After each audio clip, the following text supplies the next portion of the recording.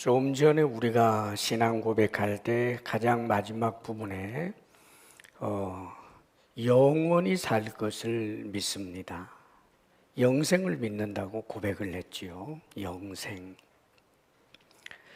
사실 우리 자금에 우리 사회에서 영생이라는 말 별로 좋아하지 않죠. 영생은 또 여러 가지로 이단이라든지 사입이 좋지 못한 그런 단체에서 많이 사용한 또 단어이기도 하고, 또 사람이 살아보니까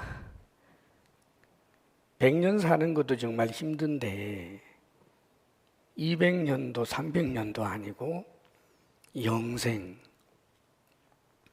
그래서 별로 이 마음에 와닿지 않는 그런 이제 단어로 취급하지요. 여러분은 어떠세요? 영생하고 싶으세요? 우리가 영원히 산다라고 하는 것은 지금 이 모습 이대로 영원히 산다면 저주지요. 그게 지옥이지 뭐예요. 물론 지옥은 이것보다 훨씬 더 고통스러운 것이지만, 영생을 얻는다는 것은 구원의 또 다른 마을인데, 그것은 하나님의 생명에 참여하는 거예요. 하나님의 생명. 하나님처럼 영생을 누리는데 이 신적 풍성한 생명은 지루함이 있을 수 없고, 정말 거기는 그 영생에는 기쁨과 평강이 충만하고, 또 우리에게 적용해 본다면 그 영원한 그 영생의 삶이 온 우주를 돌아보는 흥미진진한 그런 삶을 이야기하는 것입니다. 그렇기 때문에 마땅히 우리 그리스찬들은 영생에 대해서 소원하는 마음이 있어야 돼요. 하나님의 생명에 내가 돌을 닦아서 참여하는 것이 아니라 우리 주 예수를 믿음으로 말미암아 영생에 참여한다. 이것보다 더 복된 일이 어디 있겠어요, 여러분? 이스라엘 사람들도 영생 얻기를 원했습니다. 그런데 많은 이스라엘 사람들이 얻고자 했던 그 영생은 율법을 준수함으로 말미암아 영생을 얻는다고 생각을 한 거지요. 여기 어떤 율법 교사가 등장합니다. 율법의 전문가예요. 그런데 이 율법 교사가 예수님을 시험하려고, 예수님 가방끈 길지 않다는 거 잘 아니까, 그래서 율법에 대해서, 성경에 대해서 얼마나 알고 있을까, 그것 한번 시험해 보려고 예수님에게 이런 질문을 합니다. 선생님, 내가 무엇을 하여야 영생을 얻으리까? 자기 나름대로 답을 가지고 있으면서 지금 예수님을 시험하기 위하여 하는 질문이에요. 좋지 못한 마음으로 하는 질문이었습니다. 그런데 예수님께서 이것을 받아주십니다. 주님이 말씀하시기를 율법에 무엇이라 기록되었고 넌 어떻게 읽고 있느냐 그럽니다.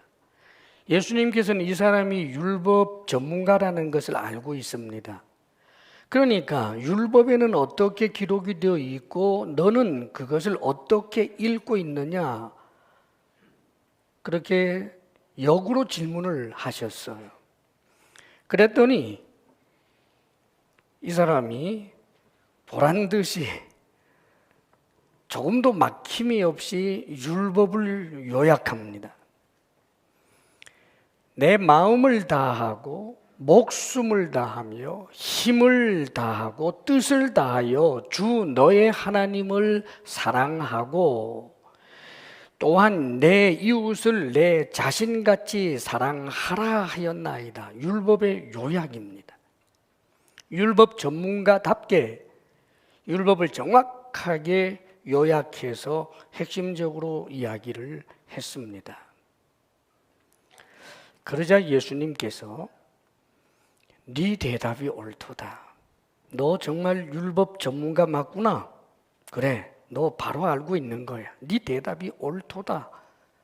그런데 그 다음이 문제예요. 이를 행하라. 그러면 살리라. 너 율법 잘 아는구나. 그러면 그대로 해라. 그러면 산다.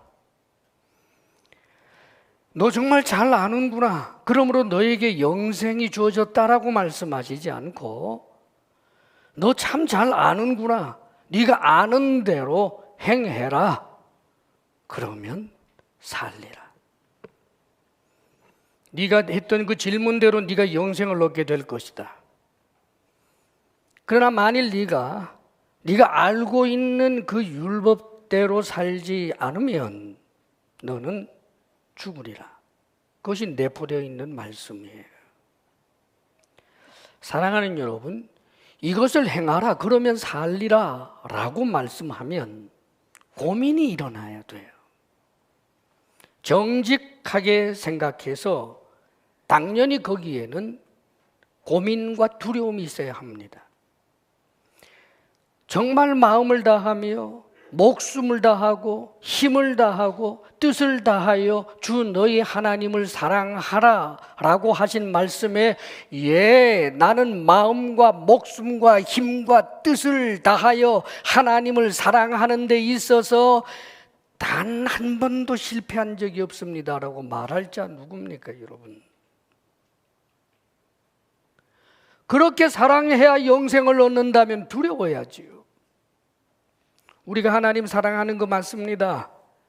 그러나 하나님 사랑하지만 정말 한결같이 마음과 목숨과 힘과 뜻을 다하여 하나님을 사랑했다라고 장담할 수 있는 사람이 도대체 누가 있느냐 말이에요.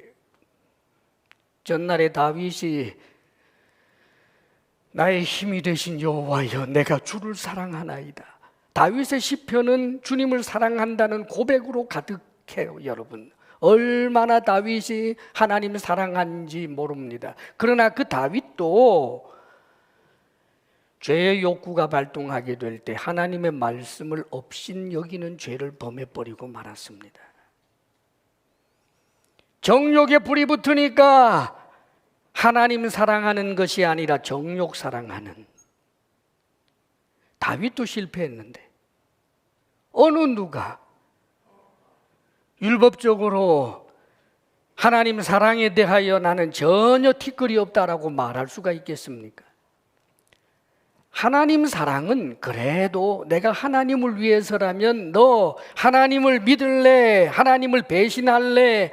하나님 배신하지 않으면 너 죽이겠다. 그러면 나는 죽을 각오 되어 있습니다 라고 하는 사람들은 사실 있을 수 있어요. 또 우리들 대다수가 아마 그럴 수도 있을 것입니다, 여러분. 그런데 하나님 사랑도 율법에서 요구하는 이 완성도 높은 사랑에 대하여 자신할 수 없는데 하물며 이웃 사랑이 자기 몸처럼 사랑하라니요. 내 이웃을 내 몸과 같이 사랑하라 하셨나이다. 이것을 행하라. 그러면 내가 정말 이웃을 사랑했는가? 이웃을 내 몸처럼 사랑했는가? 이웃의 배고픔에 내가 참여했는가? 이웃의 저 눈물에 내가 정말 아파했는가? 이웃의 고통에 대하여 내가 정말 내일처럼 고민하며 하나님 앞에 기도한 적이 있었던가? 이 고민이 따라와야 하는데 고민하지 않아요. 사랑하는 여러분,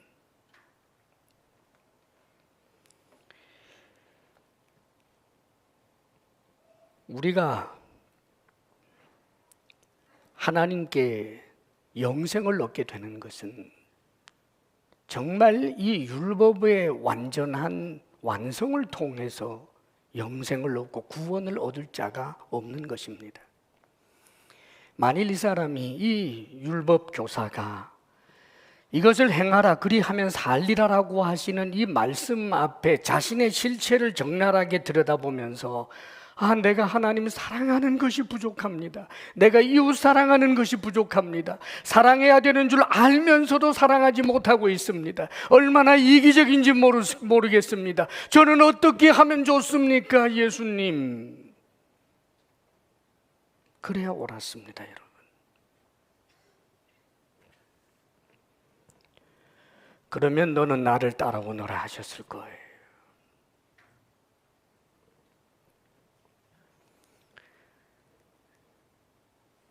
고민을 하지 않는 이 사람에게는 나름 자신감이 좀 있었어요. 그게 29절 말씀이지요. 29절 우리 같이 한번 읽어볼까요? 시작. 그 사람이 자기를 옳게 보이려고 예수께 여짜오되 그러면 내 이웃이 누구니이까? 자기를 옳게 보이려고, 이제 자부심을 가지고 좀 주님의 동의를 얻어내고 너 잘했다 칭찬받고자 하는 그런 욕구가 있었습니다. 그게 뭐냐면 이웃 개념이에요. 아마 이 유대인들, 열심히 있었던 유대인들은 하나님을 위해서 산다라고 생각하기 때문에 늘 그들이 거의 집단적으로 가지고 있는 착각이 하나님을 목숨처럼 정말 사랑한다고 생각을 해요. 그러나 들여다보면 사실은 가짜들인데, 그러나 사람들은 스스로 속죠. 또 한 가지는 이웃에 관한 것도 마찬가지예요. 왜냐하면 이들의 이웃 개념이 달랐기 때문입니다. 나 이외의 타인, 가까이 있는 사람, 가까운 이웃, 멀리 있으면 멀리 있는 이웃, 얼굴을 아는 이웃, 얼굴도 모르는 이웃, 나 이외의 모두가 다 이웃인데, 그 뜻으로 하신 말씀이지만 율법학자들, 특별히 유대인들은 이웃은 유대민족, 하나님의 백성, 하나님을 경외하고 율법을 준수하는 이 사람들이 자신들의 이웃이라고 생각을 합니다. 저 이방 사람들, 율법이 없고 할례를 받지 않고 하나님을 경외하지 아니하는 저 이방인들은 지옥의 뗄광과 같은 존재들이고, 저들은 자신들의 원수요 대적자라고 생각을 하는 거예요.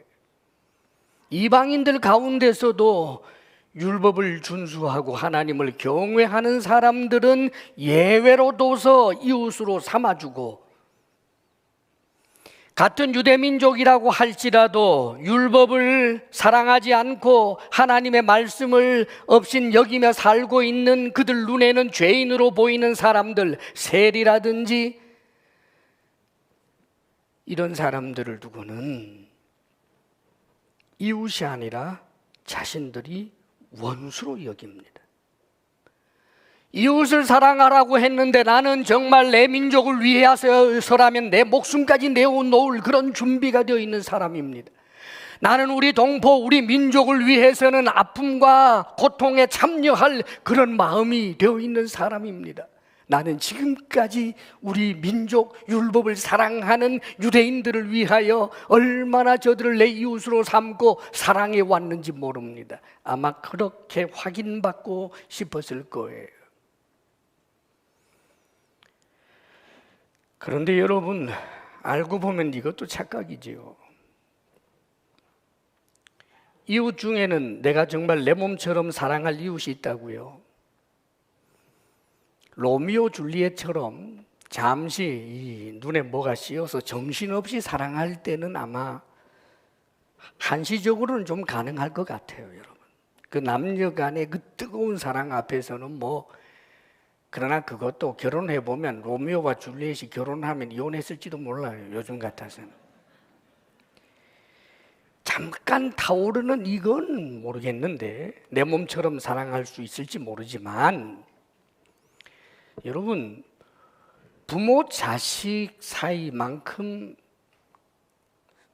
사랑의 명분이 확실하고 저절로 마음이 가는 그런 관계가 어디 있어요. 그런데 역사적으로 여러분, 작은 이해에서는 너그러울 수 있지만 어마무시하게 큰 이해 관계에서는 부모 자식 간에도 척을 져요. 왕권을 놓고 아버지하고 아들이 싸운 역사가 얼마나 많고, 지금 이 시대에도 작은 유산에서야 별 문제 없지만 큰 유산 앞에서는 아버지 아들이 싸우는 일들 없습니까, 여러분? 내가 정말 내 몸처럼 사랑할 이유, 거기에 내가 자신이 있다고요? 착각이에요. 우리 인간은 타락한 이후에 본질적으로 전적인 타락이고 완전한 타락에 속하고 이기심이 가득하고 우리 속에는 탐욕이 있기 때문에 팔이 안으로 자연이 굽듯이 나만을 위하려고 하는 그런 마음이 가득한 존재예요. 그런데 자신은 이웃은 사랑했대요. 자기가 만들어 놓은 이웃 개념 안에서는.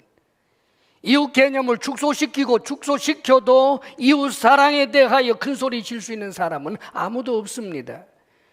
여러분의 사랑하는 아들, 어떤 상황에서 내 목숨까지도 줄 수 있지만 때로 나를 화나게 할 때 그 아들을 정말 내 몸처럼 사랑이 되던가요?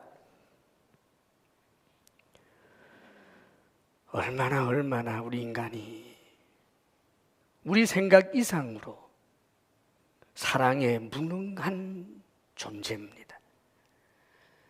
그러면 우리가 어떻게 구원을 얻는단 말입니까? 주님께서 그러면 이를 행하라, 그러면 살리라라고 하시는 말씀이 우리에게 하나님의 말씀을 다 지켜 살면 산다라고 하는 율법적 이야기를 우리에게 하고 계시는 것입니까? 사랑하는 여러분, 1차적으로 맞습니다. 그래요. 율법을 전적으로 100% 완전하게 지켜내면 하나님을 사랑하고 이웃을 사랑하는 그 기준치가 하나님의 기준에 합당하면 그가 영생 얻는 건 맞아요. 그러나 여기에 대해서 우리는 무능합니다. 그렇기 때문에 주님께서 이 땅에 오시는 거예요. 전날에 주님 앞에 이 율법 교사 수준의 높은 그런 신분에 있었던 사람, 사내들인 공회원이면서 율법의 전문가라고 할 수 있는 니고데모가 예수님 찾아온 적이 있어요. 예수님에게 묻지요. 이렇게 말합니다. 선생님, 하나님께로부터 오신 분인 줄 제가 믿습니다. 하나님께로 오신 분이 아니라면 선생님께서 하시는 이런 놀라운 표적이 있을 수가 없습니다. 이 율법 교사보다는 훨씬 더 주님에 대한 이해가 깊어요.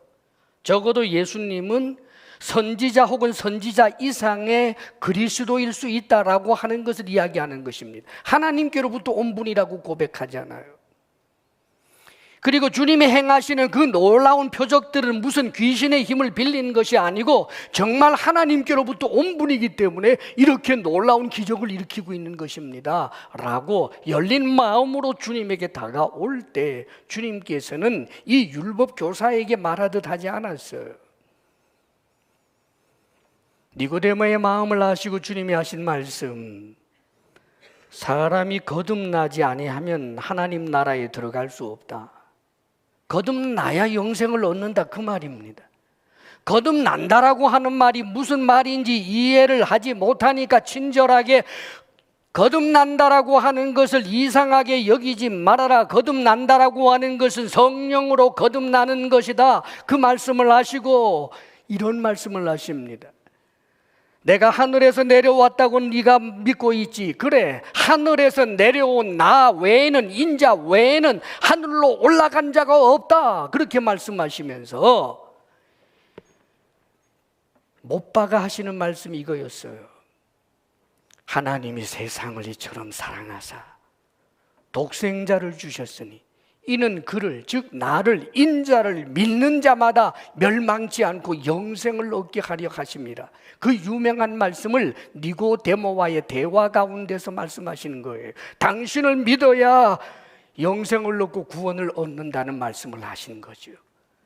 주님을 향하여 마음의 문을 열어놓고 자신의 죄됨을 인정하고 나를 불쌍히 여기소서 하는 그런 마음의 자세를 가지고 주님을 향하여 나온 이들에게 주님께서는 항상 이와 같이 이야기합니다.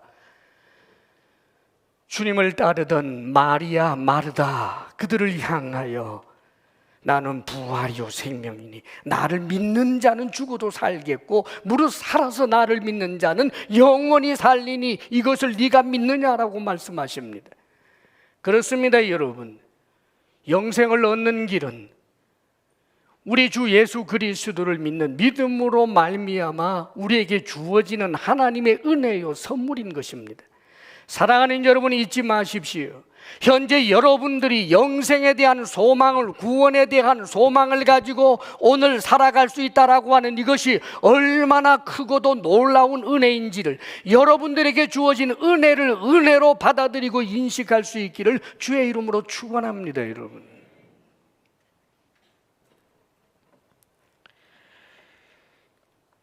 이 사람이 내 이웃이 누굽니까? 자신이 규정한 그 이웃에 대하여 주님께서 동의해 주기를 원하는 그런 마음으로 이야기를 했는데 주님의 대답이 전혀 다른 대답이 나옵니다. 비유의 말씀을 하셨어요. 어떤 사람이 예루살렘에서 여리고로 내려가다가, 여러분, 예루살렘 아마 성전 제사를 하고 내려간 사람인 것 같아요. 그러니까 열심히 있는 유대인이라고 우리가 짐작을 해볼 수가 있겠죠. 어떤 사람이 예루살렘에서 여리고로 내려가다가 강도를 만나서 옷까지 다 빼앗기고 심히 매를 맞아서 거의 죽게 되었는데 방치되었다는 거예요. 그대로 내버려 두면 죽지요, 여러분. 밤을 맞이하면 죽습니다, 여러분. 피 흘리고 갈증으로. 그리고 그 온도차가 심하기 때문에, 혹은 산짐승이 이틀 나타날 수도 있겠고요. 당연히 죽지요. 죽음이 경각에 달해 있는 그 상황에 거기에 한 제사장이 그 길로 내려가다가 그를 보고 피하여 갔다는 거예요. 제사장이 예루살렘에 왔다가 내려가다가 강도 만난, 어쩌면 율법에 열심히 있는 유대인인데 유대인을 이웃이라고 생각한다는 이 유대인 가운데서 최고봉인 제사장이 그냥 지나갔다는 거예요. 또 레위인도, 한 레위인도 그 길을 지나가다가 그것을 보고는 역시 그냥 피하여 지나갔다는 거예요. 레위인은 보통 성전 종사자들인데 레위인들 가운데서는 이 율법에 정통한 율법학자들이 많아요. 원래 레위인들 가운데. 그러니까 제사장도 레위인도 적어도 하나님의 말씀에 대하여 전문가적 지식을 가지고 있다는 사람들, 그들이 같은 유대인이 지금 피 흘려 쓰러져 있는데 피하여 지나갔다는 거예요. 그런데 여러분, 예수님께서 어떤 사마리아 사람을 이야기합니다. 사마리아 사람, 이 율법학자들이, 유대인들이 경멸하는 대상이 사마리아 사람들이에요. 사마리아 사람들은 북왕국 이스라엘이 멸망하게 될 때 저 아수르의 정책에 의해서 이민족들이 의도적으로 그들을 억압해서 혼혈 정책을 폈기 때문에 저 사마리아, 북왕국 이스라엘이 망하면서 그 사마리아 지역에 있는 사람들은 대부분이 혼혈아들이에요. 그래서 유대인들이 그들을 경멸했고 유대에 내려와서 함께 예배 드리는 것까지도 거부했기 때문에 사마리아 사람들은 자신들이 따로 예배 처소를 만들고 제사를 드리던 그런 사람들, 그래서 서로 원수처럼 지냅니다. 특별히 유대인들은 사마리아 사람들하고는 마주 보려고도 하지 않아요. 같이 밥도 먹지 않습니다.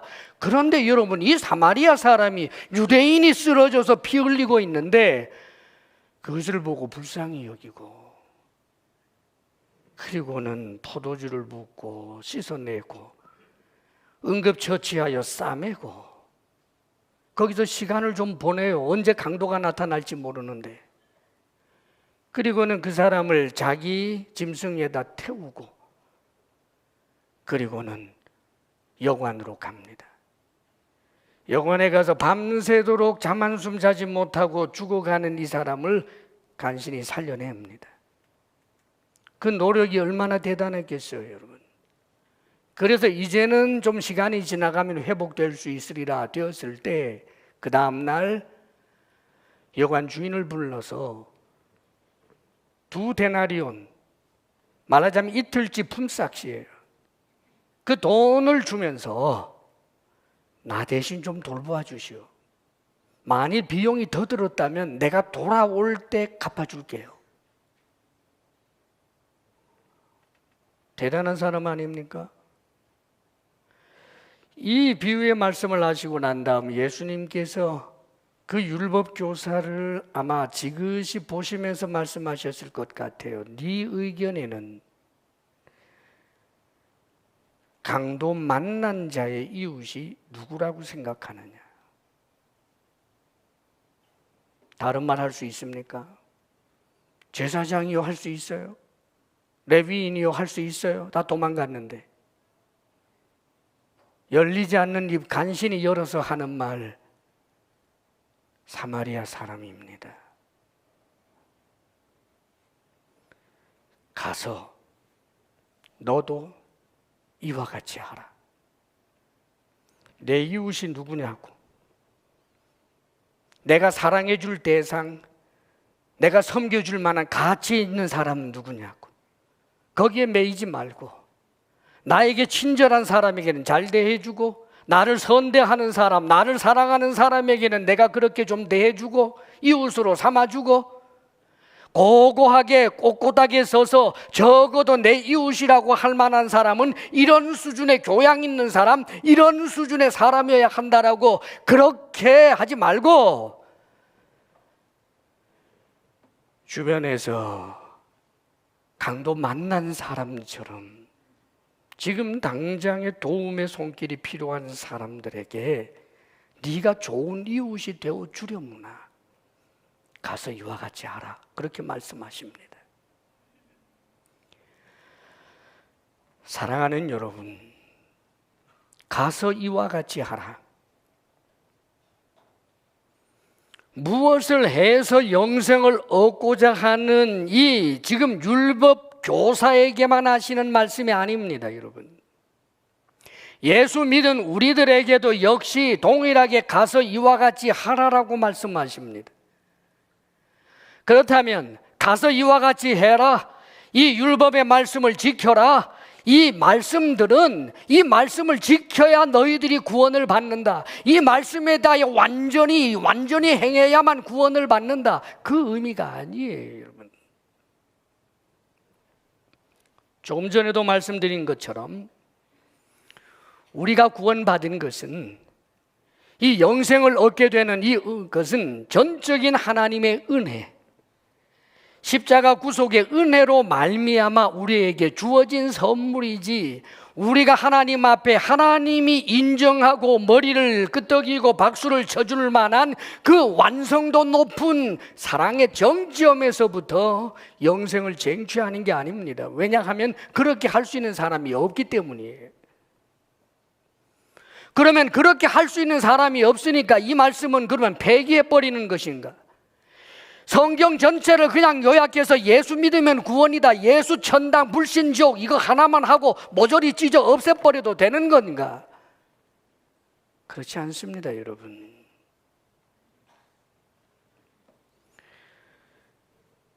우리는 하나님의 은혜로 말미암아 구원을 얻은 하나님의 자녀요, 하나님의 백성이요, 예수 그리스도를 우리의 주로 섬기는 그분의 종이기에, 그래서 우리는 그분의 뜻을 받들어서 이 선한 일을 하고자 하는 열망이 계속해서 일어날 수 있게 해야 하는 것입니다. 하나님, 이 말씀 앞에서, 이 말씀 앞에 내가 너무나 부족한 존재입니다마는 어찌 나 같은 것을 위하여 십자가에 피 흘려 죽으시고 구원하여 주셨습니까? 감사합니다. 감사합니다. 이제 더 죄 짓겠습니다. 이제 죄에 대해서 자유합니다. 이 뜻이 아니란 말이에요, 여러분.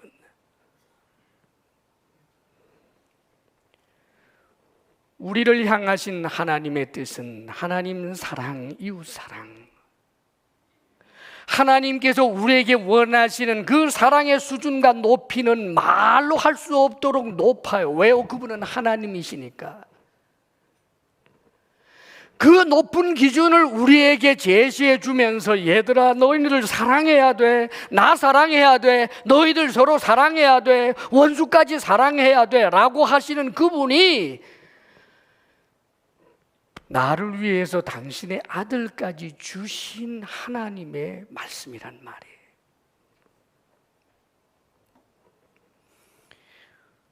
구약의 말씀을 접하는 특별히 유대인들이 크게 잘못 판단하는 것이 있어요.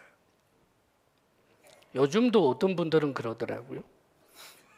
구약은 율법을 지킴으로 구원을 얻고 신약에 와서는 예수 믿어서 구원 얻는다고. 아닙니다. 신약이든 구약이든 율법을 지켜서 구원 얻는 자 없어요. 하나님의 은혜로 구원을 얻어요. 이 율법이 무엇입니까, 여러분?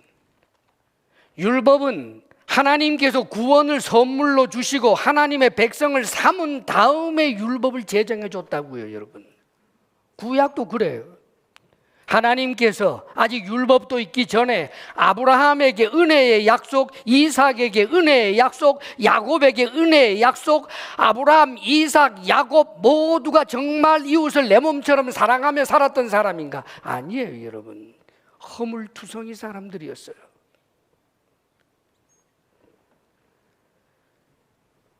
저 이집트에서 종살이 하던 저들, 그 200만이 넘는 그 이스라엘 백성들, 자신들 선조를 통하여 하나님께서 약속해 주셨던 그 구전되어 내려온 그 약속의 말씀을 소망 삼고 있었던, 하늘을 우러러보며 우리를 불쌍히 여기소서, 아브라함의 후손인 우리를 불쌍히 여기소서, 이삭의 후손 야곱의 후손인 우리를 불쌍히 여기소서, 그렇게 노예로 살고 있는 그들을 그들의 조상들에게 약속한 대로 구원해 주시는, 출애굽하시는 그런 은혜가 주어지고 10가지 재앙과 그리고 홍해를 가로지르는 그 엄청난 하나님의 은혜를 먼저 베풀고 난 다음에, 그리고 나서 저 시내산에서 너희는 내 백성이라고 말씀하시면서 내 백성인 너희들은 이렇게 살아야 한다라고 주신 것이 율법 말씀인 거예요, 여러분. 그러면 이 율법 말씀을 주시면서 너희들이 내 백성인데 이 말씀대로 살지 않으면 내 백성에서부터 전부 취소하겠다라고 그렇게 못 박아 말씀하셨는가? 아닙니다, 여러분. 그래서 긴 제사 제도를 말씀해 주신 거예요. 율법을 주시면서 이것이 내 뜻인데 이 뜻을 따라 너희들이 살지 못하는, 자기 자신에게 절망하게 되는 죄의 모습을 볼 때마다 소를 잡고 양을 잡아 용서를 구하라.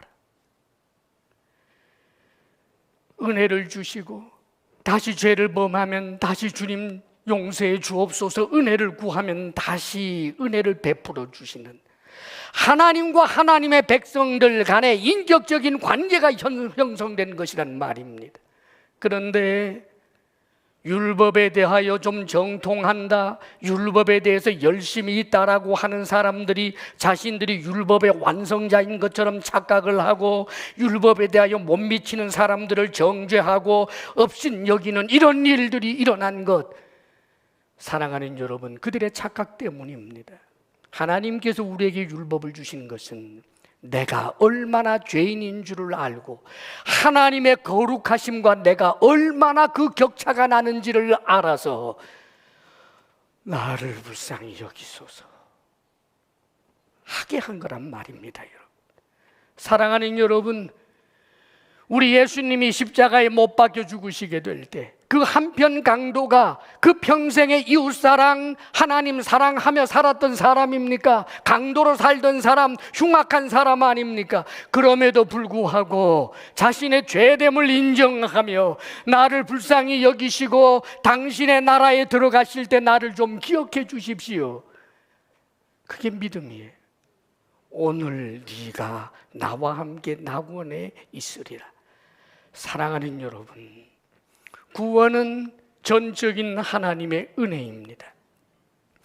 하나님의 은혜를 입은 우리들이 이제는 이 말씀을 차가운 율법적 의미로 그것을 지키려고 하는 것이 아니라 하나님께서 나를 사랑하신다는 그 사랑에 대한 믿음의 응답으로 거룩하신 하나님, 내 아버지이신 하나님께서 내게 이렇게 살라고 하시는 이 말씀을 소중하게 여기고, 하나님께서 말리기를 지금 목표로 두었지만 내 평생에 5걸음도 걷지 못하고 쓰러져 간다 할지라도 우리 주님께서는 정말 우리를 붙들어 목표에 이르게 하는 날, 다시 말하면 우리를 성화시키는 날이 그날 반드시 일어나게 될 것입니다.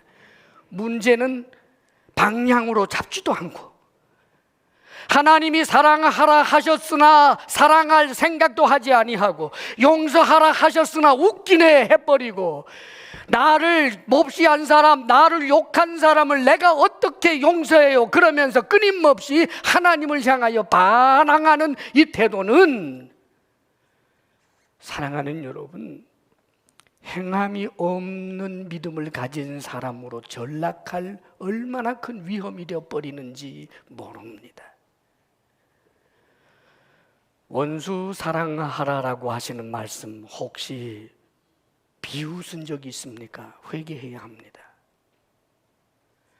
사랑하는 여러분, 하나님의 말씀대로 산다는 것은 절대로 불가능해. 그러니까 이 말씀대로 살지 않고 그저 예수만 믿으면 돼, 이렇게 여러분 착각하고 있는 것 아닙니까? 정말 믿으면 그럴 수가 없기 때문이에요. 그런데 여러분, 우리가 하나님 말씀 앞에서 이 말씀을 따라 살겠다라고 결심해 보면, 결심만 하면 이 교회 문 밖을 벗어나자마자 내가 천사처럼 되었으면 좋겠지만 주차장에서 시비 붙을 수 있어요. 그게 우리라고요.